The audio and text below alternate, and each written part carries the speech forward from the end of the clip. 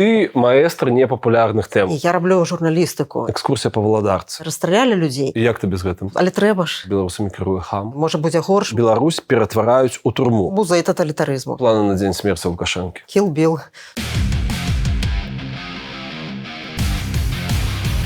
Гэта канал «Жыццё маліна», я па-ранейшаму клічу Мікіта Мелказёрова. Сёння мы знаходзімся ў Варшаве, куды да нас з Прагі прылецела спадарня Ганна Соус. Гэта адна з самых пазнавальных журналістак радыё «Свабода». Сёння ў нашай вялікай, спадзяюся, вельмі цікавай размове мы размаўляем пра яе спецпраект «Архіпелаг Белах», сабачак і оперу. Слава Украіне, жыве Беларусь, пачынаем глядзець. Зараз не ведаю, хто ты там, ты кіруеш гэтым праектам, это спецпраект цэлы выходзіць на свабодзе, які называецца «Архіпелаг Белах». Патлумач мне вельмі проста. Што гэта такое і для чаго? Архіпелаг – это такая колькасць розных выспаў, так, якія знаходзяцца побач і злучаны ў адно цэлае. Да? У Солженіцына это была галоўнае ўправленне лягераў, так, і яно збольшага канцэнтравалася на ўсходзе, на поўначы. А калі казаць пра Беларусь, так, калі на мапе это все уявіць, так, то там 17 этих папраўчых калоній, да, 3 турмы. І шу это изолятары часовага ўтрымання у кожным раённым горадзе, так, управленне губазіку, следчага камітэту, КДБ, паўсюль, так. А потым гэта вот этих десяткі установ адкрытого, папраўчых установ адкрытого типу, это дзе хімію праходзяць. Я даведаўся з вашага вось гэтага падкаста, што хімія гэта нейкая савецкая спадчына. Так, што так, просто так. людзі, якіх прымушалі, как-то палонныя, асуджаныя людзі, якіх в савецкія часы прымушалі працаваць, яны больш за ўсё працавалі на хімічную прамысловасць, а тут да слова хімія. Таму назва існуе, уже не памятаюсь, адкуль яна пайшла. Так я калі закончу, і далей это вот кватэры, дзе сидят люди на хатніх хіміях у вельмі складаных умовах. І калі паглядзець, то это вот такі архіпелаг у Беларусі, і плюс это кожны чалавек, які удзельнічаў у пратэстах, можа нават не удзельнічаў, дзе недзе пакінуў каментар, ён таксама жыве з адчуваннем, што да яго могуць прыйсці, так, і у яго на працы сядзець там адказны за ідэалогію, які таксама там все гэта. І гэта такі, вот так вонкава паглядзець, это такі архіпелаг, Белах, да. Гэта назва ўзнікла раней крыху. Я займалася тэмай палітвязняў давно, там у меня быў праект такі «Адзін дзень палітвязня». Там мы рассказали там, до 90-го года про всех политзняволенных часов Лукашенко, их историю рассказали. Так само на Солженіцына «Адзін дзень Івана Денисовича» взяли эту метафору. И там было, калі я не помыляюся, 42 ці 45 чалавек до 99-го года. Потым працягнули гэты проекты, была кніжка «Адзін дзень палітвязня 2». Это уже закранули тых пасля выбораў 2010 года. Там 47 человек, так, вот это мы полишили. И тады я такую стварыла сторонку, она, может, даведачная была у нас, где вот люди, якія на выборах 2010 года сидели, где вот там была справа их, где яны сидяць, основная информация про гэтага человека, хто ён, ягоная прамова ў суде, куды ему можно слать листы, и эта сторонка называлась «Архипелаг Белах». Так вот я неяк назвала яе, подумала, что оно удало. Потым яно вот так патрэбен быў час, каб яно перарасло ў нейкі іншы фармат. Калі казаць пра падкаст, то галоўная ідэя якая? Зараз улады робяць все, каб рэпрэсіі былі небачнымі. Колькасць палітвязняў значна большая, чым афіцыйная, не таму, што там праваабаронцы кагосьці не прызналі, а таму, што родныя не хочуць, просяць, каб не, таму што это можа пагоршыць іх сітуацыю, і гэта цалкам зразумела. Улады ствараюць нейкія там фільмы, прымушаючы палітвязняў гаварыць то, што ім патрэба па напісанаму, так, яны ствараюць сваю такую эту альтэрнатыўную версію падзеяў і таго, што ёсць у Беларусі.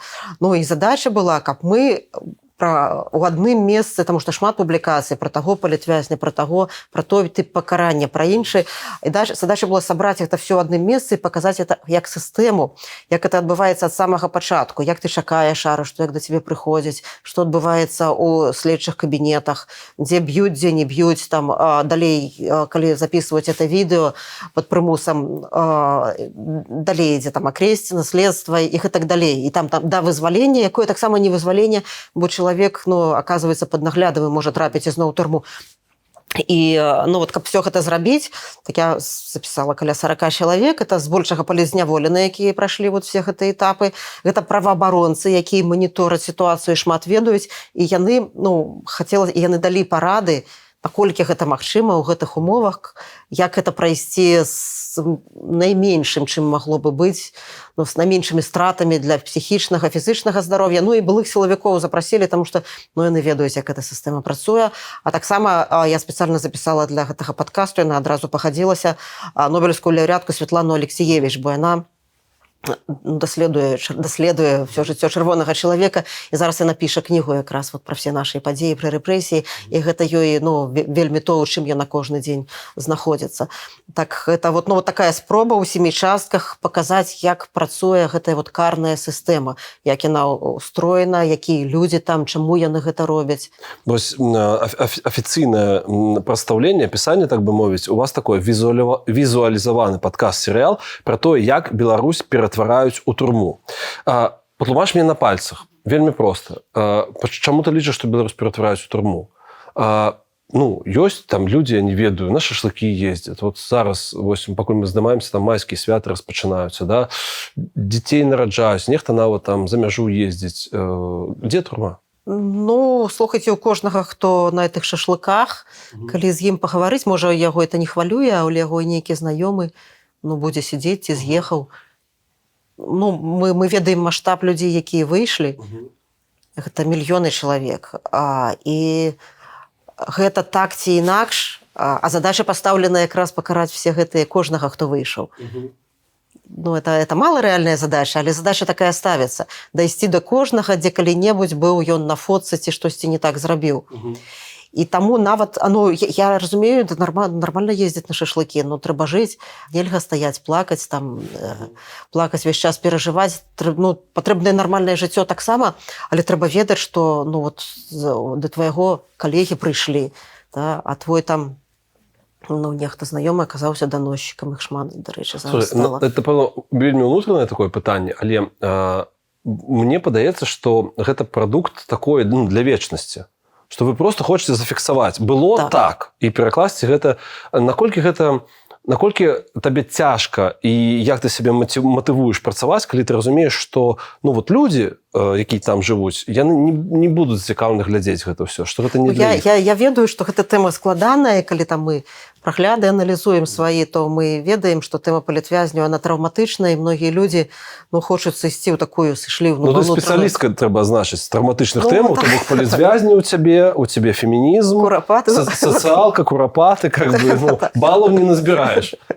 Ну, не назбіраеш, ну, так, это моя прафесія, это як бы сфера ну, маёй адказнасці, майго зацікаўлення, я ўсё жыццё з гэтым працавала, яно для мяне важна, но для мяне цікава, калі это правільнае слово, так, я выкарыстаю. Ну, і справа ў тым, што ну, не все, што масавае, застанецца, ну, важна, каб да нейкай мэтавай аўдыторыі это дайшло, так, і так, ну, мы не жывем ад, там, як бы, ну, што, не набярэцца ў нас там на рэкляму, но мы, як бы, з медыакарпарацыя, з каштоўнасцямі, з прынцыпамі і з місіяй сваёй. І тэма палітвязняў – это наша ну, місія, та? І мы, ну, і наша місія таксама зрабіць, каб гэта дайшло да максімальнай колькасці людзей. Ну, я просто разумею, што там ты сваім падкастам, я послухаў, на дадзены момант выйшла 4 серыі, і мы са сваім прадуктам таксама, мы просто людзей кожны тыдзень вяртаем у траўму. Ім гэта не хочацца. Так. Ну, не крыўдна, што твой прадукт не спажываюць у выніку. Ну, настолькі шырока, як гэта магло бы быць. Ну, паглядзім. Як бы мы яшчэ толькі пачалі.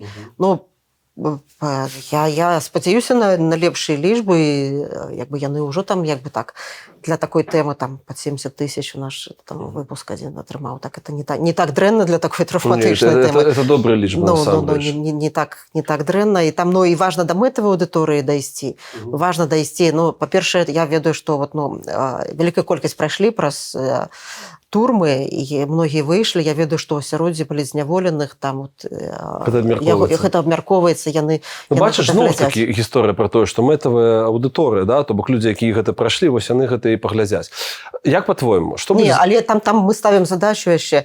Яно, канешне, можа цынічна гучаць, але вось я, калі там запісвала праваабаронцаў, я прасіла іх даць парады, ну, тому што могуць заўтра прыйсці да твайго роднага. Вот як яго падрыхтаваць да этапу, напрыклад. Да? Мне падаецца, што гэта адзін з самых жудасных момантаў у вашых падкастах. Пры тым, што максімальна спакойна, з той же самай інтанацыі, з якой мне могуць в тиктоку параіць, як гатаваць спаржу, чалавек раіць, як падрыхтавацца да прыходу амапа, напрыклад.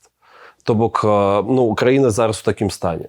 І гэта вось, мне падаецца, што самае жудаснае, што можна вынесці з вашага подкаста. А калі это будзе такім нервовым голосам, это будзе горш. Я фіксую, я не даю прэтэнзію. Таксама, яны ж з гэтым болем, этой травмай працуюць удвая больш, чым мы.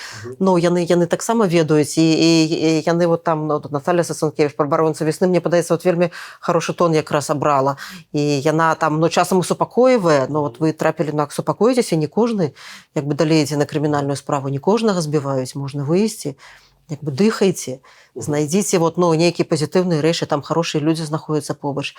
Ну, это вам можа... Як лайфхакі по тому, як вас будуць затрымліваць, характарызуюць сённяшнюю Беларусь? Ой. Ну, это страшно, што мы такія парады, так, як бы даем, да. А што будзе з краінай, у якой такая вялікая сетка людзей, якія прайшлі праз катаванне, і людзей звязаных з, ну, сем'ях, напрыклад? Ну, так, это вялікая траўма, это людзі, якія, ну, павінны мець нейкую там псіхатэрапевтычную дапамогу і нейкую фінансавую дапамогу. Ну, так, і калі яны выязджаюць, то яны пакідаюць все, это такое, ну, это цэлы, ну, я наколькі ведаю, гэтую сістэму спрабуюць выбудаваць, яна працуе, і яна працуе, вот, ну, тая беларуская салідарнасць, да, якую спрабуюць спыніць праз гэтыя прыходы да людзей, каб яны больш не данацілі, яна цяпер працуюць вот на эту дапамогу тым, хто выйшаў. Яна засталася, там, ну, вот гэты маратон, онлайн-маратон, які Воля Гарбунова арганізавала. Ну, ён паказаў, што, ну, так, гэта все ёсць, это як бы як... Слухай, ты ў прафесіі з 97-го году, і адзін з яскравых момантаў твоей кар'еры гэта экскурсія па Валадарцы. То бок, ну, вельмі зараз дзіўна ўяўляць, што калісьці Алкаю, тагачасны кіраўнік гэтага ўсяго, журналістка? Ну, пашлі. Як гэта адбылося? Ну, я перад гісторыю раскажу, но таксама цікавая і так сведчанне іншай Беларусі. Я тады ў Народнай волі яшчэ працавала. Это 99-й, калі не памыляюся, год. Ну, так, падаецца так. І тады ІББ такі ёсць, вельмі хорошы цэнтр нямецкі у Менску. Ён вельмі шмат адукацыйных розных ладзіў праграмаў і паездак у Нямецчыну. І адна з паездак была для журналістаў на выбары. Там якраз Шрёдер на іх перамог. Это было. І так это было арганізавана, зараз падасца смешным, што палова аўтобуса ехала журналісты з дзяржаўных, недзяржаўных выданняў, палова аўтобуса міліцыянты. І прычым міліцыянты там такія не шараговыя, а там намеснікі, там не буду называць якіх, з пагонамі, з хорошымі. Та. Ну і это дзень дарогі, там у іх з сабой, у журналістаў з сабой ёсць штосьці. Там віно, каньяк, і там мы з імі, ну, знаёміліся, сябравалі, я там нармальныя людзі, нарэшце, былі, Захаренко многія працавалі яшчэ. І тады я, ну, завязала сувязі просто. І у тебя з'явіўся, ну, проставы контакт, куды пазваніць. І я стала, ну, это спрабаваць выкарыстаць у сваёй журналісцкай працы. І мы пісалі, там, Иосиф Павлович Середзіч, мой былы рэдактар, пісаў эти просьбы на, там, Борис Тарлецкі тады быў кіраўнік ГУВД Менгарвыканкаму, так, і я тады напісалі мы просьбу. Ну, Алкаева ў аўтобусе не было. Просто, ну, як бы мне далі... Занадта высокія пагоны, да? Ну, не ведаю. Не, там полковнікі былі. Там полковнікі былі. І я напісала тады просьбу, ці можна паглядзець, як жанчыны сядзяць на Валадарцы. Вось. І там быў дадзены дазвол.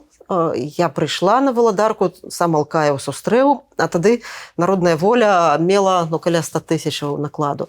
І яна там афіцыйна ва ўсіх шапіках прадавалася, там яе все чыталі. Такая папулярная была газета. І я там, магчыма, была папулярным журналістам, так я думаю. Ну, імя маё ведалі. І ён кажа, вось у меня ляжыць, это зверху заўсёды там сярод газетаў, якія там ён выпісвае, ляжыць зверху Народная воля. Ну, а калі заходзіць нейкае начальство, я кладу наверх камсамолку. Так. Вось, і ён тады павадзіў па ўсёй этой Валадарцы.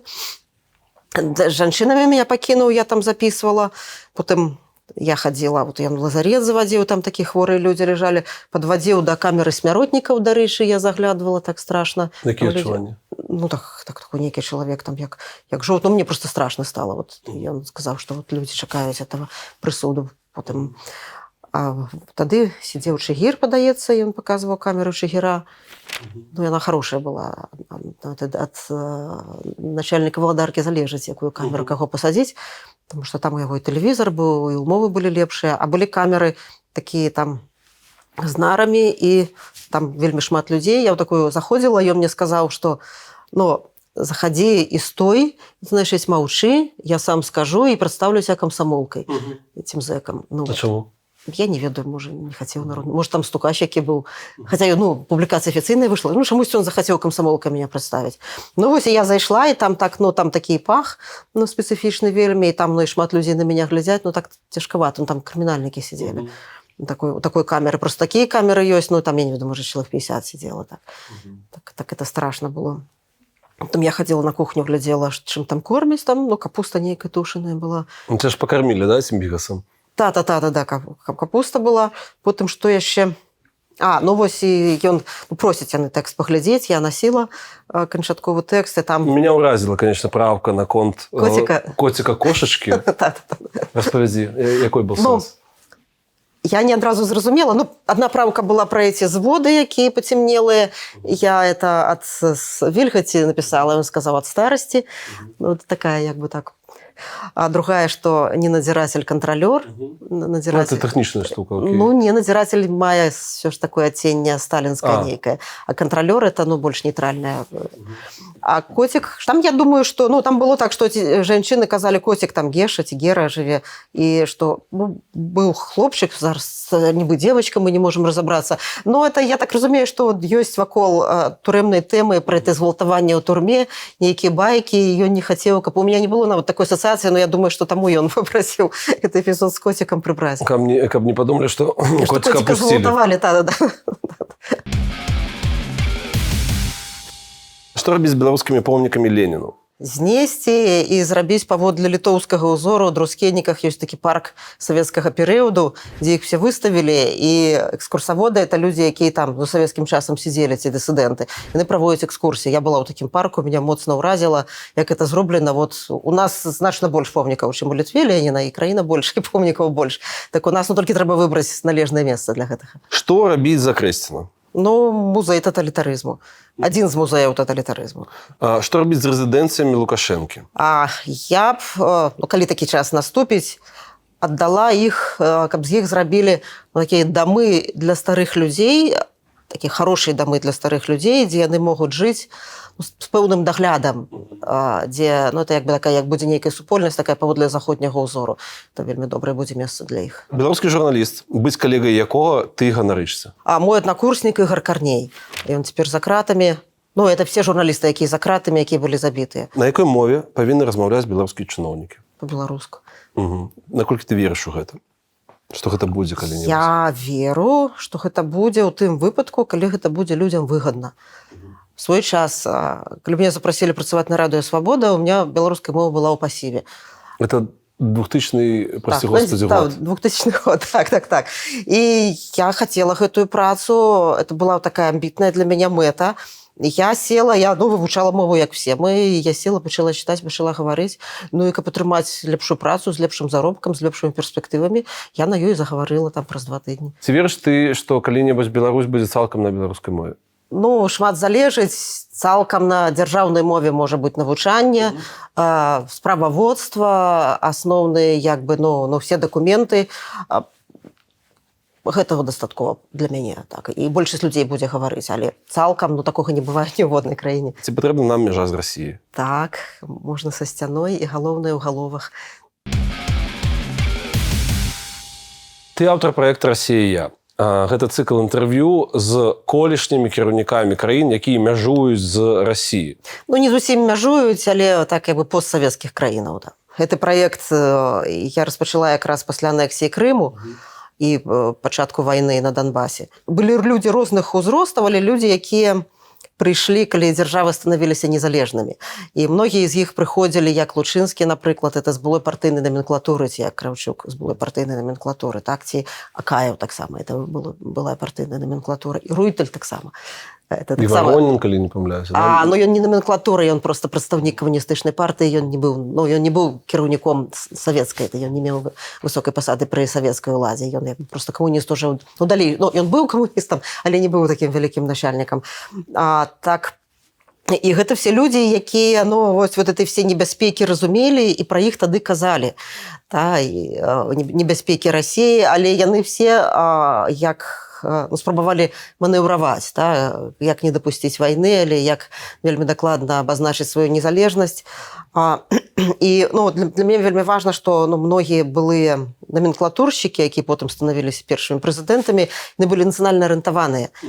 Это таксама вельмі істотная рэч, чаго не было ў Беларусі, таму што як згадвае Краўчук, што все камуністычныя лідары Украины говорили по-украинску за советским часом. В Беларуси адзінкі так могли говорить, а у працы зусім не говорили на расійскай мове. Вот это так, узровень нізкай нацыянальнай свядомасці, ён там і стаў прычынай многіх рэчаў, якія там у Беларусі далей адбываліся. Колішні прэзідэнт Латвіі Гунтис Улманис. І мне падаецца, што вось яго прамова, яна стала адной з брэндаў вашего проекта. Ён сказаў, што мяне часта амерыканцы пытаюць, распавядзі нам што-небудзь аб Расіі. Але колькі мы можам іх кепска ведаць? Я пытаюся, іду стагоддзя, а вы все кепска ведаеце рускіх. Наколькі ты з імі згодна? Я згодная з ім у 24-м годзе, і ў 22-м, і ў 23-м, і тое, што ён сказал, застаецца актуальным да таго Шулманіса. Прыедзьце, пагаварыце. Ёсць эксперты, яны ведаюць, але палітыкі мяняюцца.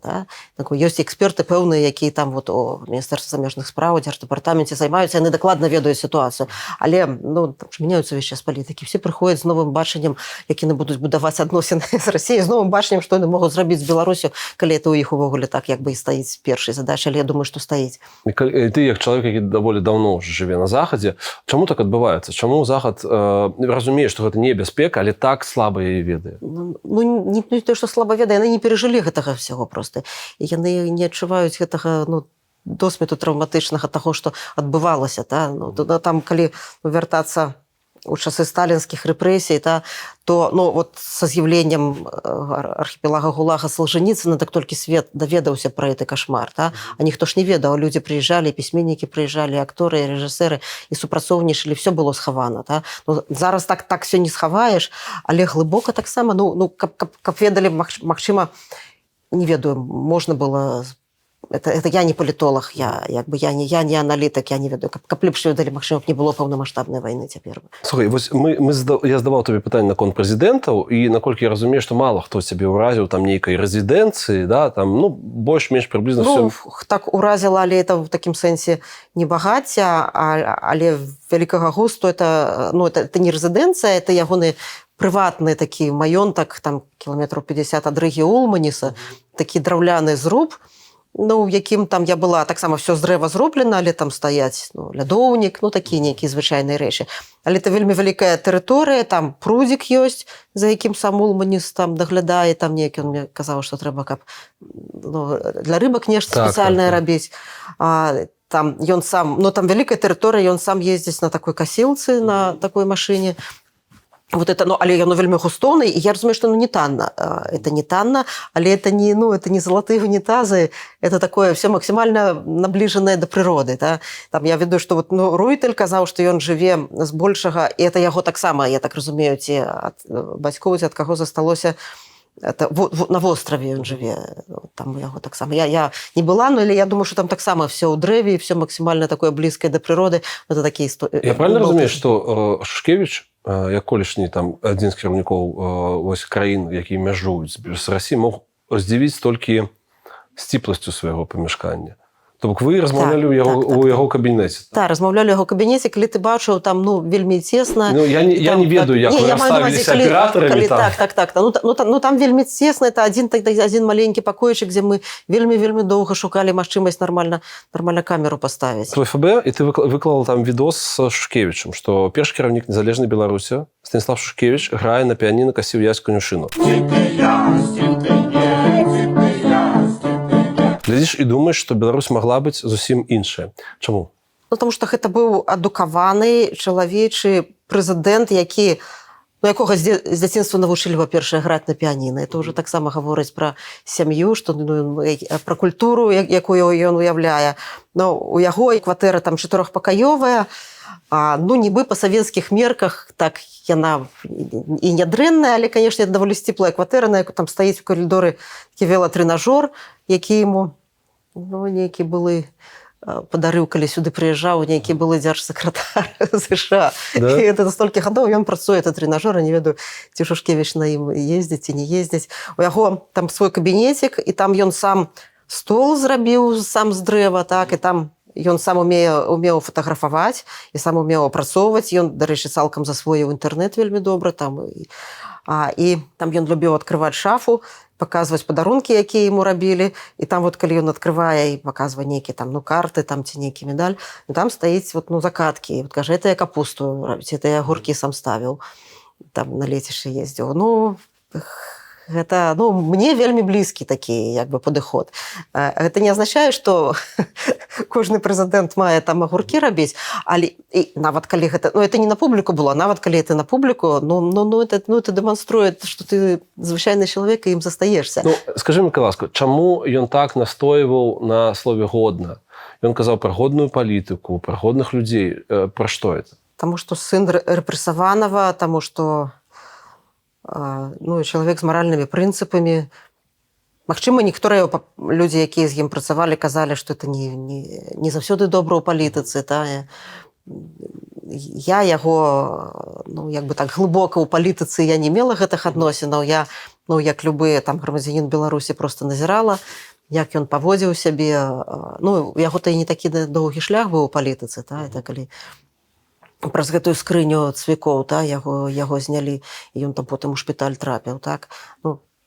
Абсалютна было там відавочна, што карупцыю Шушкевічу, вінаваці Шушкевіча ў карупцыі, это такая... Але людзям хацелася, яны паверылі там гэта. У нас ёсць адмысловы выпуск за 5 мінут да катастрофы, як выбіралі Лукашэнку, і там ёсць пра скрыню цвікоў і пра Шушкевіча, паглядзіце, ласка. Яго словы, можа, ты это лепей просто адчувала, патлумач мне, ласка. Ён кажа, казаў, на жаль, я думаю, што складаныя часы мы перажываем, але вельмі добрых часоў мы яшчэ не перажывалі. Наколькі ты згодна з ім? Ён прадбачыў, што наперадзе цяжкія часы. Падаецца, ён памёр якраз, ці пачатак вайны быў, ці ён паспеў гэта ўсвядоміць. Я не ведаю, але добра, калі не паспеў, як і Кравчук, калі памёр. Таксама гэта быў ужо, падаецца, месяц пасля вайны. Я там перапісвалася, захоўваю кантакт з ягонай памочніцай. І яна сказала, што ён не паспеў. Ён быў ужо тым стане, калі ён не зразумеў, што вайна. А тады Кравчук казаў, калі я з ім гаварыла, то я крыху вярнуся, паколькі і Краўчук, і Шушкевіч, это такія людзі, якія разбуралі Савецкі Саюз, зубры, яшчэ Бурбуліс. Я таксама яго запісвала в Москве. Трэці, іх всіх ужо няма. Хто гэта зрабіў, хто паклаў канец Савецкаму Саюзу. Юрыдычнае тое, што распалася ўжо. Тады Краўчук казаў, што я ўжо не малады чалавек, там, панаецца, можа, 82 гады было, калі я з ім запісвала інтэрв'ю, але ў меня там нейкае ружо захавалася паляўнічае, але я бы зараз з ім пайшоў. Там у яго внук ваяваў, і там палоне нават быў, этот пачатак на Донбасе быў. Так у яго такі быў. Я уяўляю, што для Краўчука это пачатак паўнамаштабнай вайны, што ён для яго азначаў бы так. Глядзі, Шушкевіч казаў, палітычная карэктнасць – доля адукаваных людзей. Наш прэзідэнт па прыродзе сваёй не можа быць інтэлігентам. Як ты ўспрымаеш гэту фразу? Ён па сабе мяркуе. Сучасная еўрапейская палітыка, у краінах, дзе хочацца жыць, яна паліткарэктная. Хамства, гэта мінулае. Там яшчэ многія краіны жывуць у гэтым, непаліткарэктныя выразы. Беларусы здольны выбраць сабе інтэлігентаў прэзідэнта? Канешне, беларусы здольны. Окей, а чаму тады зараз беларусамі кіруе хам? Беларусы выбралі калісьці ў 94-м годзе, не беларусы, а частка беларусаў выбрала ў 94-м годзе Александра Лукашенко. Далей ніхто яго... Далей это доўгая гісторыя. Пад вялікі сумнеў ставяцца вынікі ўсіх выбараў, якія праходзілі. А вынікі 2020 году, праўдападобна, по всему, что бывалось, так их выиграла Тихановская. Так нельзя казаць, что белорусы выбрали. Ты маеш сапраўды вялікі досвед камунікацыі з людзьмі, якія былі прэзідэнтамі і якія з'яўляліся падчас вашых сустрэчаў прэзідэнтамі. Давай мы з табой паспрабуем намаляваць нейкі партрэт твайго ідэальнага кандыдата. Я буду табе казаць катэгорыі, ты будаш казаць, распавядаць, якія людзі ў тваім разуменні ім адпавядаюць. Смеласць. Ну, Светлана Тихановская. Якое у цябе ўражанне з Тихановскай агульнае? Я 34, может, больше поездки з ёй як журналіст праехала.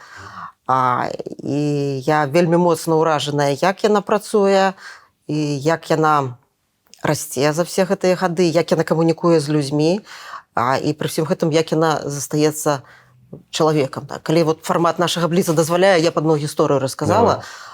Я была ў Берліне, это была гадавіна нападу няўдалага замаху на Гітлера. І там было 40 градусаў спёкі, напэўна, вельмі цяжка. І там была вялікая цырымонія такая на 40-градуснай спёцы, дзе Тихановская выступала. Это не так важна. Перад гэтым была сустрэча з дыяспорай, это вельмі так цёпла ў Тихановскай адбываюцца. Ну і там, як звычайна, все людзі, фармат абмежаваны і час абмежаваны, все людзі хочуць падысці пагаварыць. І там падышла адна такая пажылая жанчына, пачала расказваць пра аўтобусік, які стаіць побач з беларускай амбасады, які стаў такім нейкім сімвалічным месцам пратэсту. І вось цяпер амбасада ўвесь час скардзіцца, прыбярыце гэты аўтобусік. І яна вот накідала паперу, прынесла Тихановскай, і бачна, што за ёй стаіць 10 чалавек, якія хочуць нешта запытацца, але эта жанчына цягвае ўвагу. Ну, потым неяк далікатна гэтую жанчыну адвялі. Потым вот гэты выступ Тихановскай быў на 40-градуснай спёцы, потым, як звычайна, 10 этих, напэўна, сустрэчаў такіх на высокім узроўні. І ўвечары прыёмы яго нарабілі, і там сабралася такая і беларуская аўдыторыя была, там такая арганізацыя моцная з беларускай разам, это беларуская дыяспора ў Нямецчыне, якая ў кожнай зямлі ёсць. Ну, вось Тихановская, якая, я не ведаю, з 7 раніцы на нагах правяла там не ведаю колькі сустрэчаў, падыходзіць потым ад усіх гэтых палітыкаў да беларусаў, и кажа: слухайте, а что за этим автобусом? Давайте я допомогу. Вот давайте, вот, может, мы напишем лист, и он не зарегистрирован, мы его зарегиструем, дадим ему номеры. Давайте мы напишем туды. Я так была здзіўленая, бо так, можно было подумать, что, женщина вот просто хочет зацягнуць увагу, и хтосьці подумал, что зусім, это зусім лишнее, та? А вот, яна гэтыя рэчы памятала, и яна знайшла человека, якому это вот, параіць сказаць, і далей мне цікава, ці эта гісторыя з аўтобусікам гэта вырашылася. Так, але Тихановская мяне вельмі моцна ўражвае, і калі казаць пра прэзідэнта, у прэзідэнтак, то мы маем прэзідэнтку, і як бы такіх я экстра-супер якасцяў ад прэзідэнтаў не чакаю, а чалавечнасці такое. Чалавечнасць, уменне вучыцца, уменне слухаць, уменне расці. Яна гэта дэманструе. У меня, дарэчы, не было чалавечнасці. Чалавечнасць. Хто адпавядае? Тихановская? Тихановская, так. Окей, харызма. Барак Обама. А чому Обама? Паслухай калі-небудзь яго прамову. Не, я просто... Я вельмі здзівіўся, я падпісаны нават на Барака Обама, і я некалькі разоў захадзіў, каб пачытаць, што там Мішэль напісала. То бок мне вельмі цікава. Мне цікава, чаму табе падабаецца, параўнаць хочацца. Мне таксама чамусь чалавечна падаецца. Мне вельмі чалавечны, я яго і кнігі чытала, біяграфію вывучала, Мішэль біяграфію чытала, як бы, што яны рабілі, не толькі дзеля ўлады, але дзеля таго, каб палепшыць гэты свет. І наколькі ён адукаваны чалавек, наколькі у яго такая метафарычная мова, калі нават параўноўваць, калі вучыш ангельскую мову, там дасканаліваеш заўсёды даюць параўноўваць прамовы Трампа, напрыклад, і Абамы, і параўноўваюць лексічны склад, як бы, яны эфектыўныя і тыя прамовы на розную аўдыторыю. Але Абама, той палітык, якога я б слухала, і які шмат, як бы, уздзейнічае на людзей і меў папулярнасць такую. Цікава. Упартасць. Зеленскі. Вынослівасць. Таксама. Адукацыя. Она не так важная, может быть, для президента. Серьезно? Я не веду профессорские ступени, там важные, неважные. Некая іншая мобильность для президента, повинна быть. Ясно, что некий базовый уровень адукации повинен, але профессор не обовязково. Хотя у нас был Станислав Шушкевич профессор. Так. И мне падаецца, ты вельмі цёпла да яго ставішся. Да. Эрудыцыя. Мне падаецца, это ж розныя рэчы з адукацыяй. Это можно сказать, и Рейган таксама вялікая эрудыцыя. І калі мы пра пачуццё гумору паговорым, то это таксама ён. І Зеленскі з пачуццём гумору, хаця яму апошнія тут гады не да жартаў зусім. Гнуткасць. Ну, можна было б Лукашенко назваць, але это не прыклад, не ўзор. Ну, тэхнічна, да, гэта прыклад, конечно, вялікай гнуткасці, тое, што ён паказваў падчас сваёй кар'еры. Патрыятызм. Ну, любы прэзідэнт, ён мае быць патрыотам, значыць, ён не прэзідэнт. Інтэлект. Ленард Мэрі, эстонскі былы прэзідэнт. Чаму? Ну, вялікі інтэлектуал, это такая, ну, глыба, як бы чалавек, які для Эстоніі зрабіў там, як бы, в справе нацыянальнага, як бы, адраджэння і всяго таго, што ён, як бы, так і сам перажыў. Эмпатыя. Вот, мне падаецца, вот, хутчэй да жанчын, яны хутчэй. Вот Святлана Ціхановская, яе это ёсць. Важнае для цябе пытанне, стаўленне да жывёл. Я была у музеі навінаў у Вашынгтоне, вельмі цікавы музей, там ёсць такая цэлая галерэя фотаздымкаў розных прэзідэнтаў з іх жывёламі. І ну, ад таго моманту, калі фатаграфіі можна было зрабіць, я звярнула ўвагу, што адзіны прэзідэнт, які не меў жывёлаў, быў Трамп. Все астатнія мелі, там і розныя гісторыі былі звязаныя. Такая была вельмі кранальная гісторыя ўжо з былым прэзідэнтам Джорджам Бушам старэйшым, якому сабаку кампаньёна далі вот апошнія гады, калі ён уже вельмі слабы быў, і сабака потым побач з ягонай труной ляжаў, калі развітваліся. Ты кажаш, што з Курапатаў пачалося беларускае адраджэнне, і праз гэтае сакральнае месца прыйдзе і канец рэжыму Лукашэнкі. Што ты маеш на ўвазе? Ну, яно не як бы літаральна, але праз асэнсаванне, ну, таму што не асуджаны бальшавізм, не асуджаны сталінізм, не асуджаны камунізм. Ягоныя ахвяры ляжаць, беларускія ахвяры ляжаць у зямлі пад Менскам, так?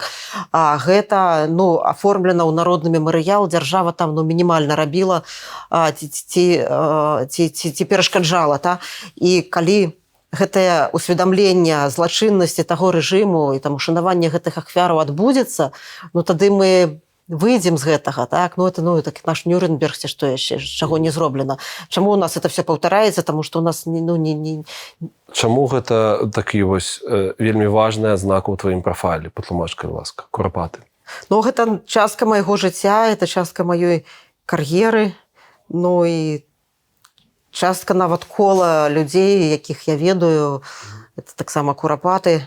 Ну, это выпадкова, не выпадкова.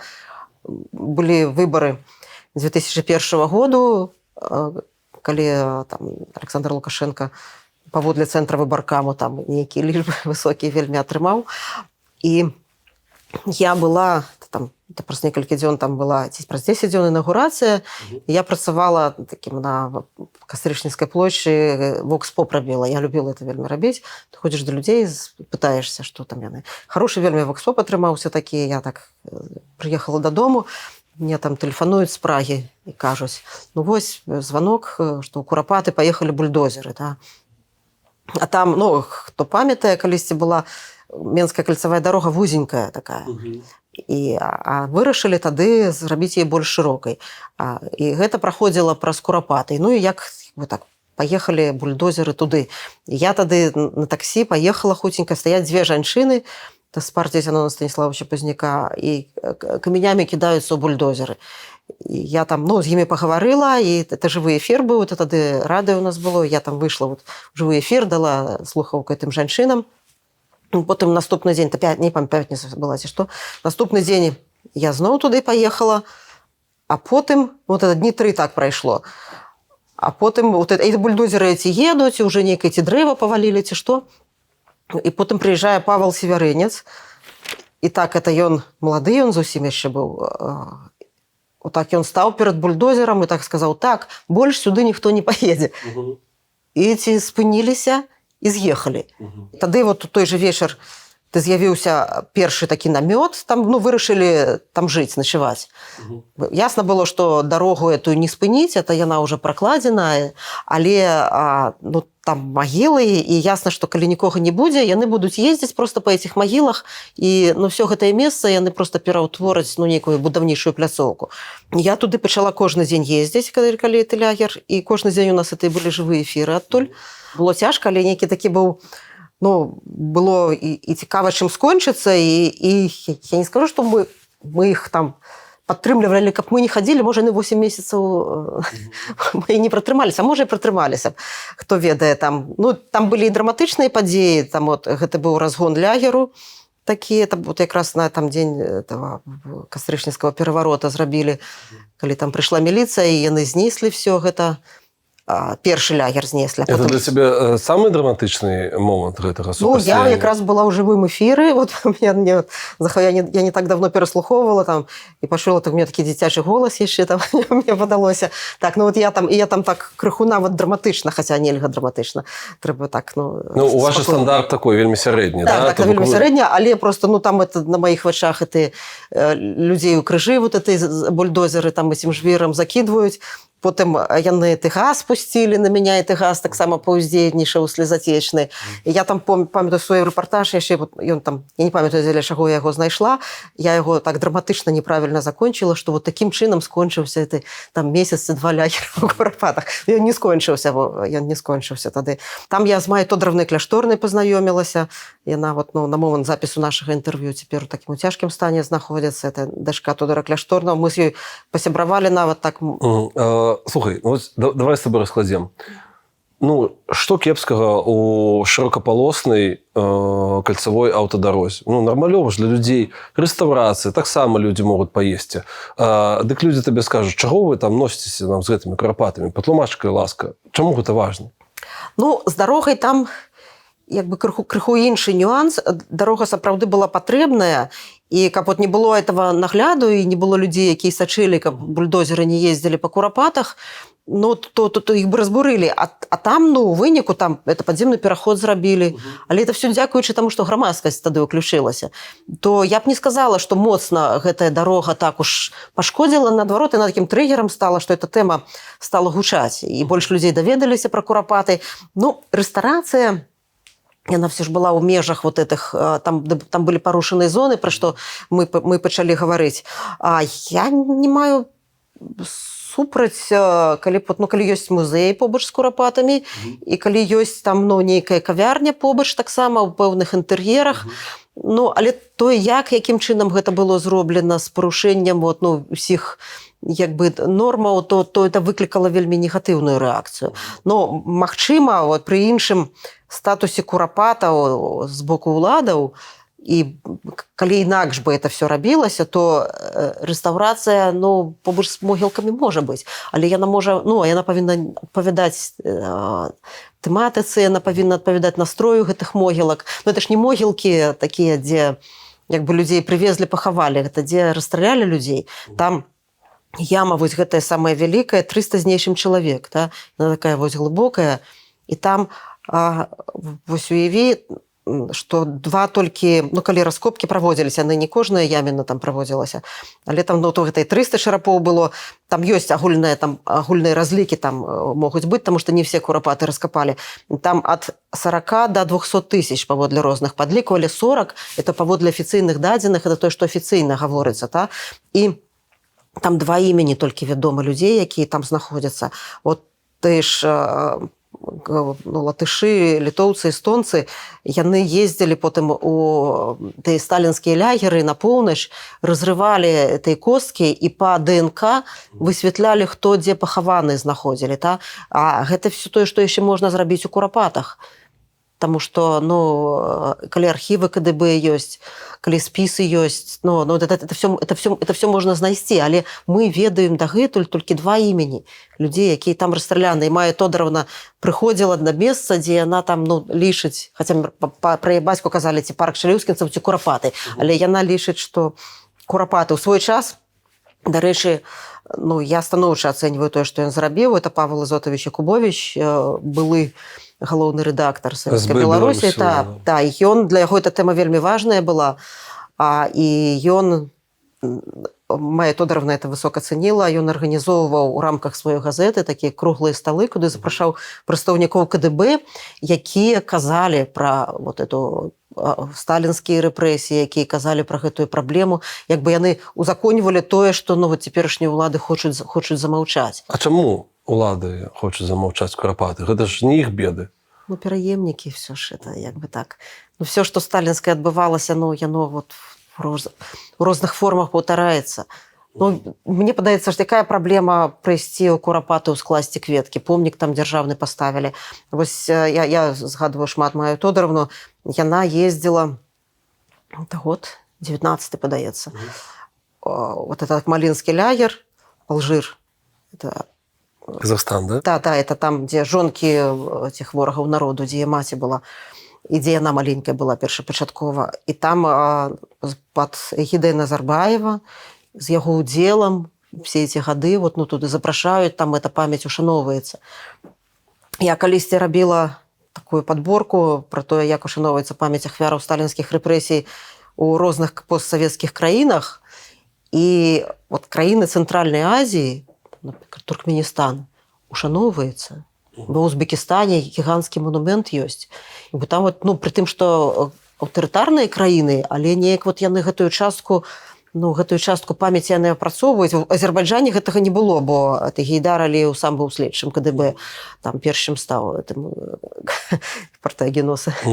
І як па-твоему, сталінізм, тое, што ты пра яго чытала, і лукашызм, у чым розніца, акрамя маштабаў? Ну, маштаб – гэта вялікая розніца. А сутнасць якая? Свет іншы вакол. Значна больш жорсткі свет быў у часы Сталіна. Зараз, ну, кантраст большы. Сутнасць, ну, так, яшчэ ў нас так не расстрэльваюць. Хаця яны, падаецца, ну, гатовыя, так. Ну, а сутнасць, ну, так, рэпрэсіі, на іх трымаецца ўлада. І, ну, на жаль, это вельмі шмат паралеляў. Гэта не чысты яшчэ сталінізм, так? Ну, розніца яшчэ ў тым, што, хаця мы таксама не можам меркаваць, наколькі шмат ведалі людзі пра маштаб рэпрэсій, да? Ну, многія не ведалі, але ў тыя, у каго былі родныя, так ведалі, напэўна. Ну, і хавалі, людзі хавалі гэта. Я ведаю вось у маёй сям'і, там мачыха маёй маці, там яе бацька быў у Бабруйску, там, дырэктарам гімназіі, быў расстраляны. І калі памёр Сталін, то, ну, мама моя згадвала, што яна, ну, там і плакала ў школе, все перажывала. А мачыха яе, сын, ну, вот это, ну, жонка бацькі яе, яны пайшлі і спалілі партрэт Сталіна. А потым, ну, мой дзед, Соусь, Василь Матвеевич, ён, аказваецца, ну, ён з заходняй Беларусі, ён, аказваецца, будаваў Куйбышевскую ГЭС, ну, таксама быў у лягеры. Але, ну, так, вельмі позна я даведалася. Ну, таму што хавалі, не расказвалі, да. Ну. Сур'ёзна? Так ты ўжо ў нейкім, ну, у асэнсаваным узросце. Так. Слухай, а які ў цябе планы на дзень смерці Лукашэнкі? Ой, няма. Ну, нечаканае пытанне. Ну, яно калісьці адбудзецца, людзі смертныя, та. Я не думаю, конечно, што гэта азначаць дэмакратызацыю і свабоду. Гэта, ну, можа азначаць шэраг іншых праблемаў для Беларусі і шэраг іншых пагрозаў. Ну, але што дакладна час, звязаны з ягонай асобай, завершыцца, гэта так. Гэта так. Ну, я такіх сімвалічных крокаў, як паленне партрэтаў, рабіць не буду. Мне падаецца, што гэта кепскі густ, калі ў цябе ёсць дома партрэт Лукашэнкі. Не, у меня ёсць кніжка, такая мне калісьці падарылі. Это выдавецтва «Беларусь» выпусціла. А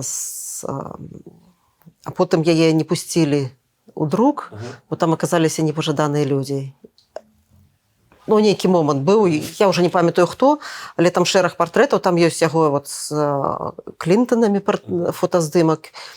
Там такая, ну, фотоальбом. У меня ёсць партрэт. Ну, табе ёсць што паліць, да, все ж таки? Ну, я паліць не буду. Ну, падумай. Я прапаную табе сфармуляваць па аднаму пытанню да тых ці іншых палітычных актараў, актуальных і не вельмі актуальных. Окей? Спадар Байден. Быў адзін дзень, адзін візіт прэзідэнта США ў Беларусь, Біла Клінтона, так, і акрамя там сустрэчаў з лідарамі, што заўсёды бывае. Ён 2 месяцы наведаў Курапаты і сустрэўся з моладзю ў Акадэміі навук са студэнтамі. Я б запытала спадара Байдена, калі надыдзе час наступнага візіту прэзідэнта США, акрамя сустрэчы з кіраўнікамі, якія будуць у Беларусі на той час, якія 2 месяцы ён выберы. Ну, мне цікава, будуць там Курапаты ці не. Спадар Трамп. У якім месцы Менску, ну, калі ён так ведае Менск, да, ён бы захацеў пабудаваць свой Трамп Тауэр, да? Тауэр. Так, і, ну, і ці калі б яму прапанавалі, напрыклад, бясплатную аренду, ці пагадзіўся б ён. Спадар Зеленскі. ёсць у глыбоцкай калоніі такі Віталь Мельнік. Это чыгуначны партызан, якому прастрэлілі калены. Я яго запыталася, ну, што б ён яму сказаў. Спадар Шольц. Ну, было б практычнае пытанне. Марыя Калеснікава жыла гадоў 10, падаецца, ў Нямецчыне, так? І калі б ён вырашыў магчымым патэлефанаваць Лукашэнку і папрасіць вызваліць Калеснікаву, ці ён бы гэта зрабіў, напрыклад. Ну, не факт, што это трэба рабіць, ну, але так я б магла б яго запытаць. Спадар Макрон. Вот быў, калі пачалася вайна, у гэты дзень, ці наступны дзень, ён тэлефанаваў Лукашэнку. Я запыталася яму, пра што ён пытаўся і што яму адказалі. Владимир Путин. Не, я не пыталася. Серьезно? Ну, то бок, глядзі, я табе кажу, это прафесійнае пытанне. У цябе ёсць магчымасць, ну, то бок, тебе буду глядзець. Ну, то бок, это крутой вельмі эфір. Тэхнічна гэта, ну, вельмі спакусліва. Ты бы адмовілася. Я не хочу. Александр Лукашенко. Ну, з ім складана размаўляць, таму што ён не адказвае на пытанні, ён хоча... Ну, па-першае, ён мае ўжо адразу што сказаць, і ён уцягвае журналістаў у размову, і гэта, як бы, ну, парушэнне ўсіх нашых правілаў уцягваць не трэба, там, ну, Розенберг добра, як бы, вот, ну, там, яго спыняў. Ну, шмат чаго хацелася б запытацца. Па вялікім рахунку больш-менш уяўляю, што ён можа адказаць. Ну, можа б я б запытала, ці уяўляе ён вот так в рэальнасці, не ў свеце, у якім ён жыве, ці хоча уяўляць, ну, што будуць пасля яго гаварыць, калі яго не стане. Мікалай Лукашенко. Ці чытаў яму, ці давалі, ёсць у бібліятэцы кніга мемуараў Светланы Алілоевай, дачкі Сталіна. Зямну Пазняк. Вось ён, былі часы ў Беларусі, калі, як мне падаецца, ён мог бы прыехаць. І яго б не пасадзілі. Былі такія часы. Хаця, ну, хто ведае, канешне. Твой калега Навумчык, наколькі я разумею, ён чи скарыстаўся гэтай магчымасцю. Так, ён скарыстаўся гэтай магчымасцю. Ён быў паплечнікам Зянона Станіславіча і прыехаў. Так, і я запытала, чаму ён, ну, вот, не зрабіў гэта ў тыя часы, калі гэта можна было. Цікава, давай наш покрутим. Галіна Пазняк, гэта жонка спадара Пазняка. Ой, я хочу вельмі з ёю зрабіць інтэрв'ю. Все хочуць зрабіць інтэрв'ю. Так. Я нават аднойчы тэлефанавала ёй, у меня быў, я так разумею, ці хатні нумар, ці што, але Зянон Станіславович зняў слухаўку, так, раней, і я перадала просьбу, я тады была нейкая гадавіна этого мітынгу першага ў Курапаты, 30 кастрычніка. Я тады рабіла перадачу такой толькі жанчыны, і я хацела, вот, ну, якраз это супадала з гадавінай, знайсці 3 жанчынаў, якія былі на тым мітынгу, і паглядзець на тую гісторыю вот, іхнімі вачыма. І я знайшла, потым запісала 3 жанчынаў, вельмі цікавыя успаміны былі. Я хацела яе запісаць, бо яна там была. Вось. Ну, і я патлумачыла Зянону Станіславовичу, а ён, ну, я так разумею, так, не зусім любіў канцэпт вот этой маёй перадачы, толькі жанчыны, ён сказаў, што, ну, так, як бы яна... Я баюся правільна перадаць, што, ну, не тых яна поглядаў, каб з вамі цяпер размаўляць. Але б я вельмі хацела з ёй зрабіць інтэрв'ю, і я чытала яе кніжку, кніжку я ўспаміну, вельмі цікавая кніжка, яна ж была там, я магу памыліцца, савет раённы ўзначальвала Менску, яна такая начальніца была.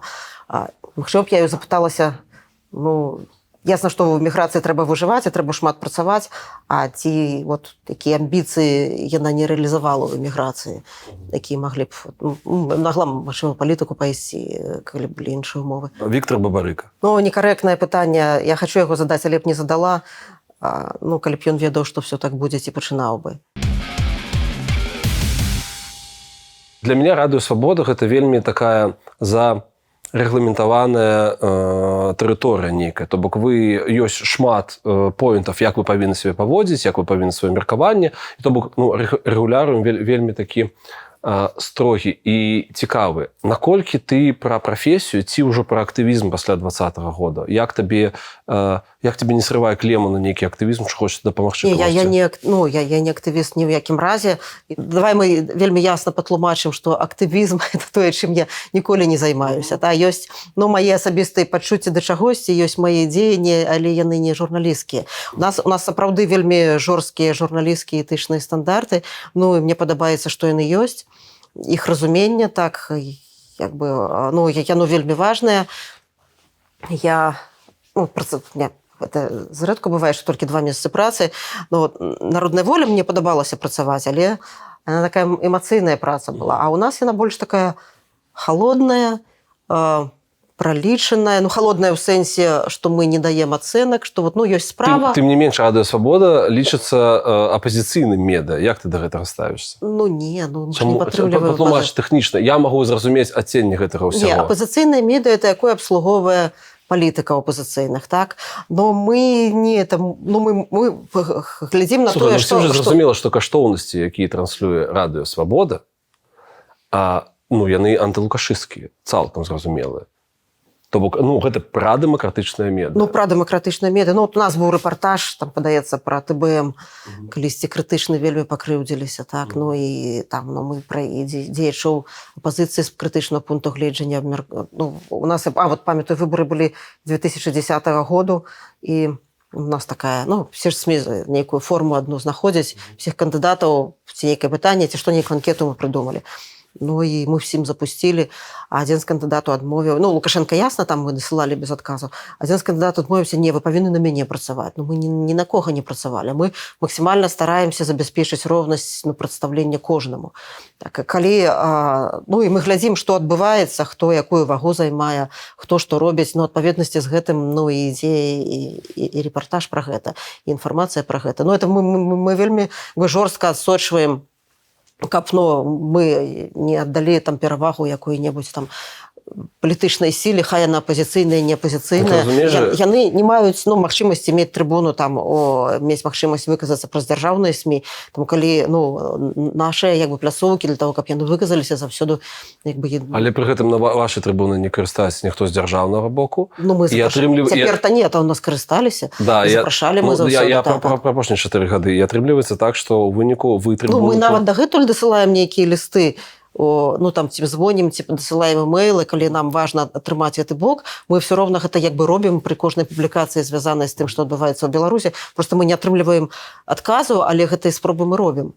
Ну, таму што мы мусім гэты другі бок запісаць. Як часта ты чуеш ад беларускіх апазіцыйных палітыкаў, ну, маўляў, Ганна, мы ж з вами адную справу робім? Ну, дасведчаныя так не гавораць. Чаму ты не робіш адную справу з беларускімі апазіцыйнымі палітыкамі, як журналіст? Не, я раблю журналістыку, это, ну, это прафесія. Так, ну, яны займаюцца палітыкай, у іх іншая функцыя, так? Ну, яны, як палітыкі, ну, яны хочуць скарыстаць СМІ, напэўна, хочуць быць прадстаўленыя ў СМІ. Ну, але наша задача даць ім гэтую магчымасць, але не даць ім нас скарыстаць, ну, таму што там зменіцца, нас там, ну, ёсць палітыкі, якія нас не любяць. Ну, выйшаў вот калі першая частка Белагу, там Вячеслав Сіўчык, якога вельмі паважаю, таксама вельмі шмат часу, вот, ну, ён зрабіў для Беларусі, у Курапатах быў, ён там спецыяльны свой YouTube-канал прысвяціў, крытыкаваў, чаму запрасілі сілавікоў, і што Ганна вось была прыстойным чалавекам у Курапатах, а зараз вот вымушаная падпарадковвацца нейкім брэндам, ну, што яна вот, ну, не тых людзей апрасіла, не так это трэба сказаць, это все было так. Но так это не, ну, ты палітык, у цябе ёсць свая трыбуна, ёсць свой YouTube-канал, ты там гэта раскажы. А мы, ну, мы прафесійныя журналісты, мы бачым, як даць цэльную карціну, каго запрасіць, это наша права, і як бы наша рашэнне, як гэты баланс выбудаваць. Пытанне таксама прафесійнае.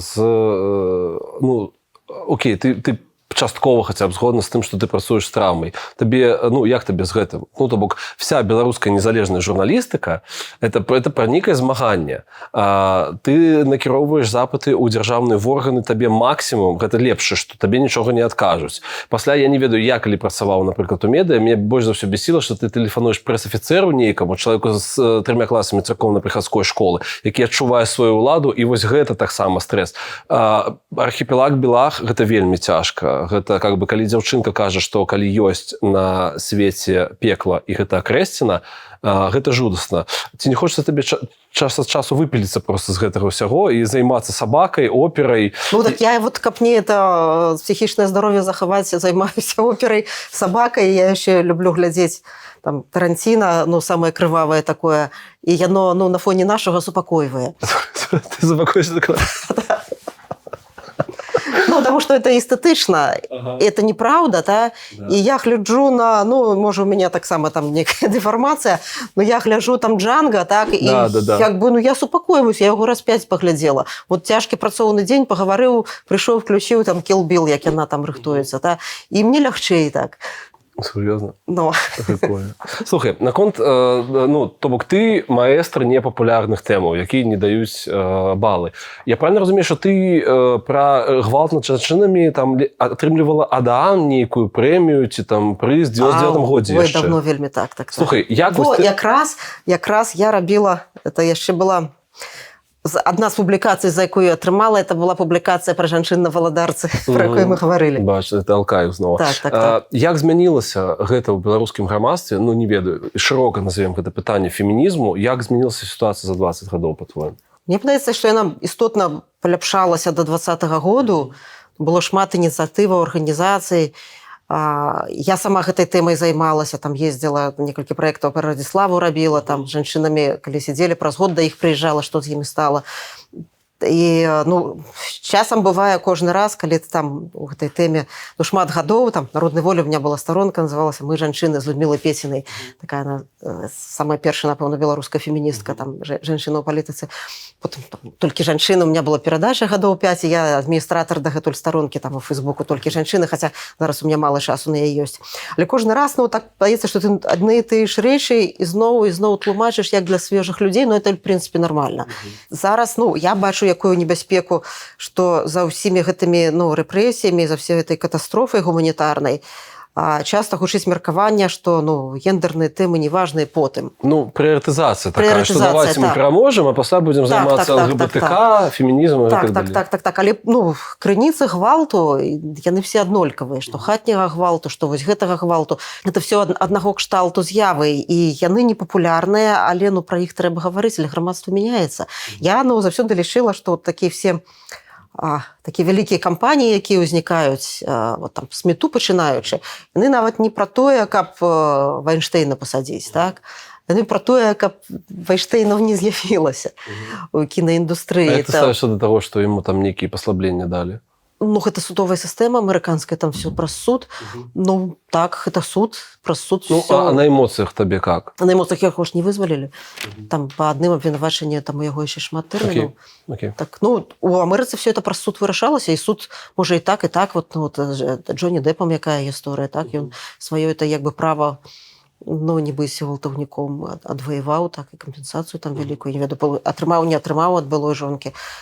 Так, я лічу, што гэта, ну, насамрэч, ну, на тое, каб гэтага не было далей. Да, і гэта працуе, як мне падаецца. Я бачу, ну, вялікую колькасць, вот, ну, маладых журналістаў у нас працуе, і гэтага пытання вот людзям до 30 не існуе, вот у гэтым пакаленні там все ўжо зразумела, вот з гендернай роўнасцю, там сексізмам, да? там все норм. Ну, толькі што, конечно, я, можа, маю дачыненне з бурбалкай, та, і, ну, тое, што за межамі, тое, што вот коле маіх контактаў, але збольшага все ж это, ну, пытанне пакаленняў. Але зараз, калі вот, ну, Беларусь застанецца ў такой мілітарызаванай, то это, ну, то это мы такую бомбу маем, вот просто этого всего патрыархата, гвалту, всяго астатняга, но на этом же выхоўваюцца дзеці. Да, і, ну, тыя, хто памяталі, там яшчэ эти, вот кажуть, 20-й год, это, ну, застанецца, а там вот, ну, маленькія якія яшчэ, вот, і вот яны будуць выхоўвацца этими міліцыянтамі, так, у гэтых всех парадыгмах. Ну, ты верыш у беларускую моладзь? З аднаго боку кажуць, што вельмі проста абалваніваць, калі ты школьнік сапраўды, з іншага боку, у іх ёсць інтэрнэт. Была які-то год, ці 21, ці 22, на 1 верасня Лукашенко вырашыў сустрэцца з моладзю.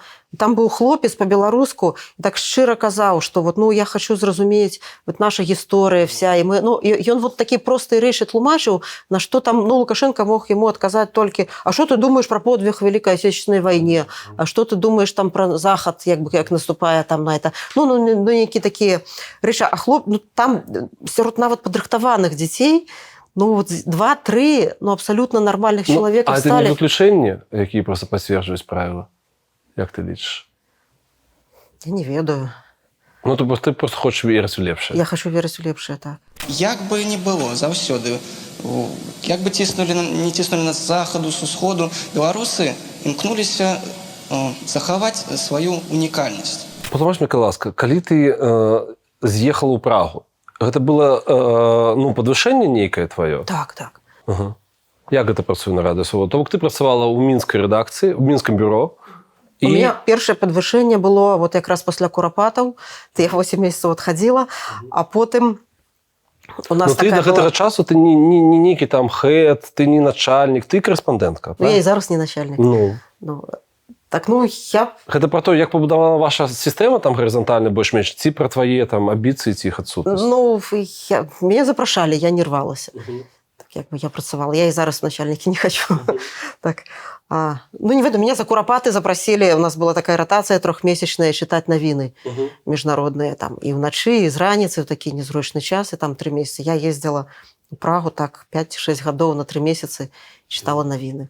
Потым, так, я шмат чаго рабіла і на акцыях пратэсту, я уже всяго не згадаю, шмат, так, прапанавалі мне. Это як бы начальство вырашыла, запросила, так. Слухай, ты у якім годзе ты ў выніку пераехала, на больш-менш стала? У 2008 годзе. 2008. Это атрымліваецца колькі? 15-16 гадоў, амаль што на адлегласці. Як гэта ўплывае на якасць твоей працы пра Беларусь? Яна не на адлегласці была. Я жыву, падзею ў Беларусі, ведаю іх лепш, чым многія людзі ў Беларусі. Пакуль было магчыма до 20-го года 3-4 разы на год я ездзіла, я там кожны месяц летом жила, як мінімум, і я этой сувязі падтрымлівала і падтрымліваю з людзьмі з Беларусі, так не называючы імёна ўжо. Я не лічу, што я была адарваная. Зараз я не магу, канешне, это вельмі важна фізычнае адчуванне там, што ты бачыш у горадзе, там, у краме, у таксі. Гэтага адчування я не маю. Навіны я ведаю, з людзьмі я кантактую, і многа з таго, што я ведаю, як бы яно нікуды не выходзіць. Так я вельмі боюсь страціць гэтую сувязь. Мы все боимся, потому что працаваць без людзей у поле, а у нас няма нікога, ніводнага чалавека ў Беларусі. І мы не... У нас і правіла ёсць. Нават калі чалавек хоча, мы не записываем людзей з Беларусі. Мы не хочам ставіць іх пад пагрозу, тому што мы прызнаны экстрэмістамі, і гэта пагроза для людзей. Так. У нас ёсць людзі, якія ў Беларусі, я не баюся, дайце это, я хочу выказаць сваё меркаванне. Мы гэтага не робім. Окей, ты зноў з твоего ФБ, я разумею, што гэта не до конца, не 100%-кавая ты. Некаторыя асабістыя і прафесійныя вынікі за 2023 год. Нічога не забыла і не даравала. Ведаю, што такое ненавісць. Што такое ненавісць? Это все звязано с 20-м годом. И это звязано с некоторыми асабістымі рэчамі, з людзьмі, якіх я ведаю, якія за кратамі. Так, гэтага тычыцца. То бок, я колькі разумею, то той же твой калега Ігор Карней, гэта яшчэ і аднакурснік твой, да? Так, это мой аднакурснік і мой сябра, так. Ты кажаш... У нас Ігор Лосік 15 гадоў сядзіць. Даша Лосік, ягоная жонка, так сядзіць. Андрей Кузнейчык, наш калега, 6 гадоў. Ён сядзіць. Это все, у нас рэдакцыйныя все наши нарады адбываюцца, напэўна, скажу, калі чэрвень адбылося затрыманне Ігора 20-го году, мы зачытваем колькасць дзён, колькі яны за кратамі. У нас кожная такая, сустрэча пачынаецца з гэтага. Это такія, лічбы, якія дазваляюць адчуваць і ненавісць. Так, якую я у працы сваёй не праяўляю, але асабіста я і адчуваю так. Ты кажаш, што я падрыхтавалася да горшага, але веру ў лепшае. Патлумач мне. Ці гэта проста такі выраз філасофскі? Што можа яшчэ горшага здарыцца? Горшае, калі Беларусь стане часткай Расіі. Вось гэта маецца на ўвазе. А веру, што мы будзем незалежнай краінай, свабоднай. Тэст Хрысціны Дробыш. Ці не хернёй ты займаешься? Магчыма, займаюся часам. І як ты без гэтым? Але трэба ж. Окей. Што будзе, калі нічога не зменіцца? Зменіцца. Як бы не можа все застацца у адным стане. Можа будзе горш, можа будзе лепш, але як бы зменіцца ў любым разе. Давай пафантазуем. Вось 5 гадоў праходзіць, і ўсё прыблізна так, як цяпер. Што такое твоё жыццё? Можа, фантазуем, калі не так, як цяпер, так? Это ідэальны варыянт. Калі не так, як цяпер, то мяне пытаюцца часам, чаму ты не ў палітыцы, так? Калі б як не цяпер, так, і лепшае, то, можа б, я в які нармальны парламент пабалятавала. А табе хацелася б? Хто ведае там, як бы... У нармальнай краіне можа быць. Так, у дэмакратычнай краіне. Нават ва Украіне часоў да вайны, в такой краіне, як Украіна.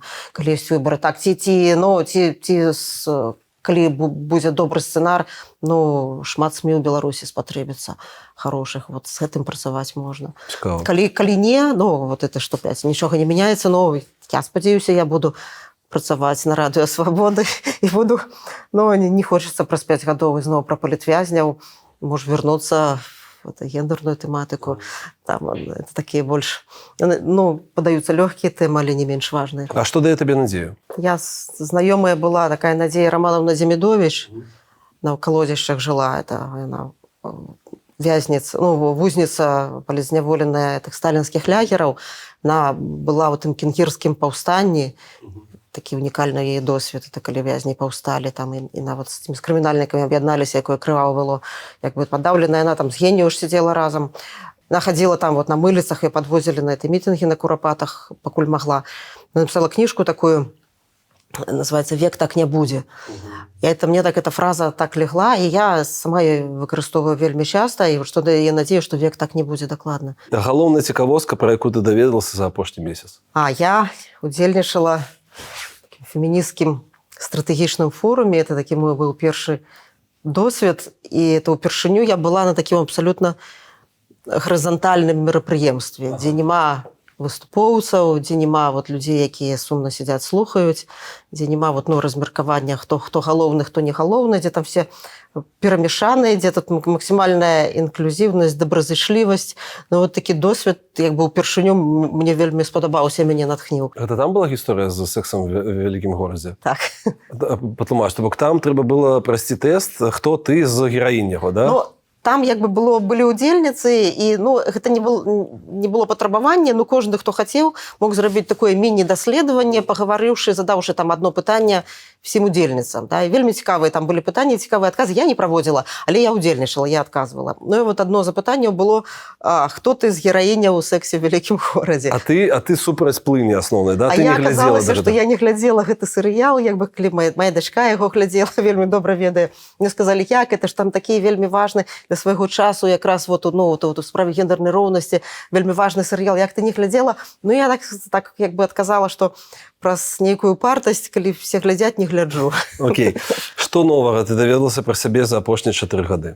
Што я стала менш талерантнай у прыватным жыцці, у адносінах там з людзьмі, калі я як журналіст, то я талерую все, як бы, да? А я неяк так пачала берагчы сваё псіхічнае здароўе і, ну, так вот пачала трымацца ад людзей, якія былі мне блізкія, ну, для якіх, напрыклад, Крым наш. Да? Так, я разумею, што, можа, это неправільна, это як бы я нейкія каштоўнасныя рэчы ставлю вышэй за там адносіны, але я так подумала, што у меня дастаткова стрэсу ў жыцці, каб я яшчэ ў прыватных адносінах праз гэта стрэсавала, і я стала, ну, можа, гэта перыяд сыдзе, калі будзе всім все роўна, і тады заставайцеся вы, што хочаце, як думаеце, але, ну, калі праз гэта гінуць людзі, і наша краіна ў тым ліку, якой сітуацыі, я не талерую прыватна. Окей, пра талерантнасць. Ці магла бы ты забіць чалавека? Ну, не, канешне, калі гэта намер, а сітуацыі, в якія мы можам трапіць, ну, ніхто не ведае. Ты можаш выбраць одну суперздольнасць. Што гэта будзе? Ну, здольнасць хутка вывучаць замежныя мовы, якой валодае мой сябра і былы калега там Сергей Шупа, Вінцук Вячорка, Франак Вячорка, вот просто яны чик, і адразу мова. А я прыкладаю шмат намаганняў, стараюся, але ў мяне так хутка не атрымліваецца. Адзін прадстаўнік сусветнай масавай культуры, з якім бы ты схадзіла на каву? Ёсць такі, не ведаю, ці ты яго слухаў, я была на канцэрце Дэвід Гаррет. Это такі скрыпач, немец, ён такі вундеркінд, мае скрыпку Страдывары. Ягоная мэта несці, ну, класічную музыку ў масы. Ён на стадыёнах выступае, адкрывае футбольныя чэмпіянаты. Такі, ну, фантастычны просто скрыпач. Я б з ім задавальненнем. Ён выходзіць так у такіх здаровых ботах на канцэрт, такі вельмі стыльны там, такі. Ну, і грае фантастычна як і класічныя творы, абсалютна сучасна, так і сучасныя творы. Окей. Адзін прадстаўнік з беларускай масавай культуры, з якім ты схадзіла на каву? З табой. Прикольно. Зараз поп'ем кавы. Што бы ты сказала іншапланетнікам, каб яны забралі Лукашэнку з сабой? Будьте асцярожны. Калі ты жывёла, дык якая? Медведь, медведиха. Ну, можа, это тетка этого медведика Паддингтона. Калі ты фільм, дык які? Kill Bill. Добра. Жыццё маліна? Жыццё маліна, але як бы вот, ну, маліна, ёсць такі дэсерт хорошы. Маліна гарячая з морозивом. Морозиво белое, маліна чырвоная, так, колеры, ну, колеры прыгожыя, але ну, і спалучэння гарачага і холоднага, ну, вельмі так для жыцця падыходзіць. Так жыццё вось маліна такая з белым морозивом. Ну, это клёва. Дзякуй вялікі. Вялікі дзякуй, што глядзелі гэта інтэрв'ю до конца. Я разумею, што і наш прадукт, і медыя, на якую працуе Ганна, Радыё Свабода, гэта экстрэмісцкія матэрыялы, таму вельмі асцярожна, калі у вас ёсць магчымасць, кай ласка, падпішыцеся на іх і паглядзіце іх. Гэта будзе вельмі, вельмі карысна нам і вельмі прыемна. Таксама вялікая просьба падпісацца на наш сайт-праект «Загляне сонца». Там вельмі шмат цікавага пра беларускую гісторыю. Слава Украіне, жыве Беларусь, разыходзімся пакуль.